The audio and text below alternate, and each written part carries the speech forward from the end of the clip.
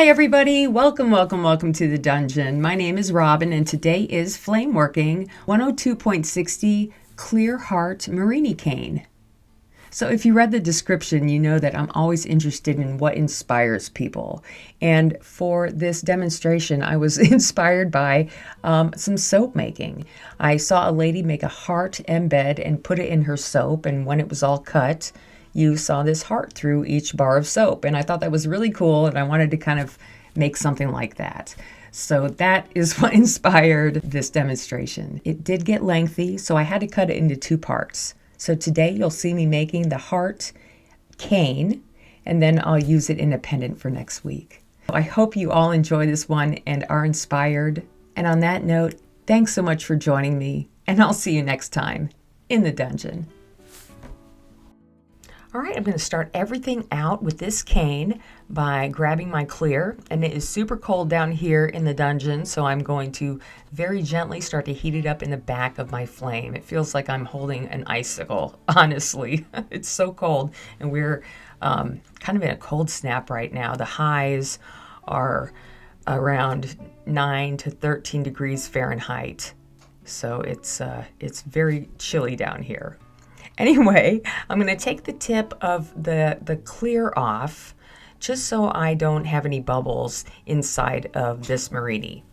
And that's going to be important because I want to be able to see through this Murrini, and I will be using it as kind of a embed or an inclusion in the glass.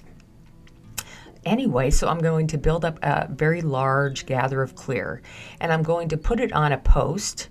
And here's my post. It's like a disc mandrel. And Patrick made these for me. There are some other types that you could use. You could buy, like for say this one right here is really nice. You can get that online. However, if I pull too hard, the tip comes out and that freaks me out. So I had Patrick made me some new ones. Or you could use a really thick 1/4-inch mandrel. Okay, so I am going to use my my little washer on a handle here. And if you make one of these, make sure you put a wooden handle on it. I need to put one on mine because it got a little hot. Anyway, I'm going to push the glass onto this onto this disc, and the disc is like, I'm going to say maybe 3/4 of an inch wide. And I'm just going to continue to build up as much glass as I can, because this is pretty much, you're building up the whole Murrini with the glass. So I am gathering as much as I can possibly gather, and it's helpful to have a thicker rod of glass for this process. All right, that's a huge wad of glass right there. And so I want to get it into a nice shape. So using the washer or the flat disc on the back of this mandrel is going to guide my roundness when I go to round it out here. So it'll just get nice and round. If you are working off of a mandrel that doesn't have a disc on the end, just do your best to round it out.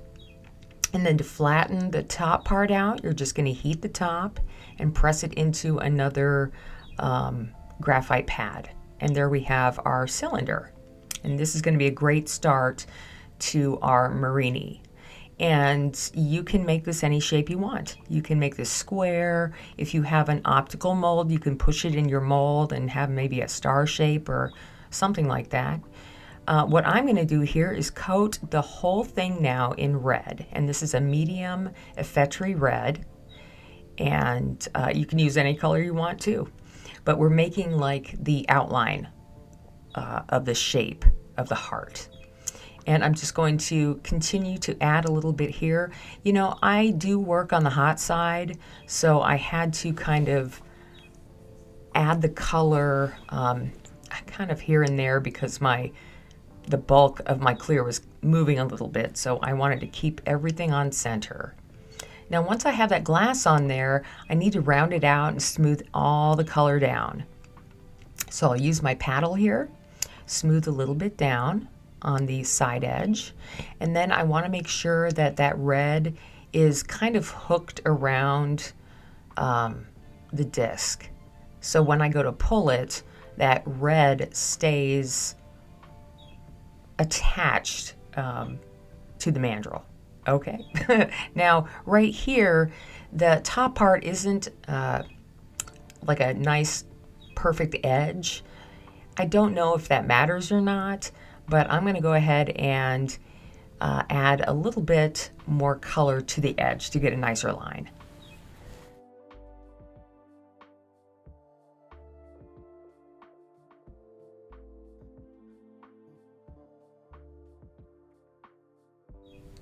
Okay, I just sneezed. Sorry, guys. Okay, so I've added that color right on the edge, and then I will just go ahead and round it out again. I should probably round it and flatten the top down, make it a little nicer, but this works fine. What I want to do is make sure that I can get as much of that red attached to the other mandrel. But before we get into that, what I want to do is start to shape this up into the heart shape. So here's my just open cylinder. And now I'm going to take my marvering pad and heat the whole cylinder up and then just press down a V in the bottom. 2 sides. That's it. Just a V. And you want to try to crisp up that bottom a little bit. You can kind of flatten the sides slightly to make your heart a little wider or thinner. And I'm going to just switch hands here and do that again. So I have like that bottom part of the heart finished. I wish it was easier to see here. All right, so you kind of get that, you kind of see that V in there. There's a little bit of red covering it up in the front part. Okay, so now that we have that part done, you're going to take your knife or your razor blade, any kind of straight edge tool, and you're going to cut the V in the top. And I did not make mine perfect, but that's okay because I only need one piece of this cane for my pendant. So I'm going to hold it upside down, and you see it's a little off center, so I'm just going to try to fix that a little bit, and it looks fine. I'm not going to worry too much about it. So at this point, what I want to do is make sure everything is nice and hot and on center. And that's kind of what I'm doing right now, is trying to push it on center a little bit. And heating this up, it will take time. Your pattern will look like it's softening a little bit, and it does soften somewhat. But before it rounds out or anything, you want to get the other punty on there. So I have my other disc mandrel, and I'm going to just put it right in the center of that heart. It takes me a second to get there, but I do kind of find that center. Now, if you're working with a smaller mandrel, try to make sure all that red is squeezed closer to the end, and then the rest of it should work out fine. So now at the end here, what I'm going to do is heat everything up and just start to tug in the center. I want this to be very thick. And then as I'm tugging on this, it's remaining nice and thick. I'm just heating the edges. I don't need to heat the center anymore. It's nice and hot, but it's the edges that I just want to pull out a little bit more.